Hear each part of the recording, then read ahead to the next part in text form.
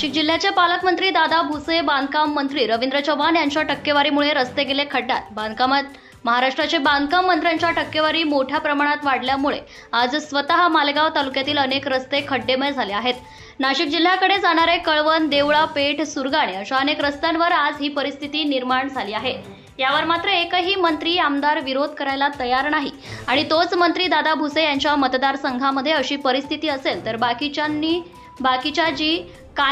बाकीच्यांविषयी काय न बोललेलं बरं म्हणून सटाणा बांधकाम विभागाचे कार्यकारी अभियंता शिंदे यांच्या टक्केवारीमुळे व त्यांच्या आपल्या कर्तव्यास कसूर ठेवल्यामुळे अनेक पूल, अनेक रस्ते निकृष्ट दर्जाचे झाल्यामुळे सर्वसामान्य वाहनधारक शेतकऱ्यांना नाराजगी व्यक्त करीत आहे।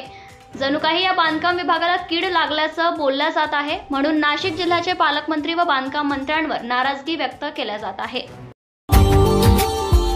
Subscribe now and press the bell icon.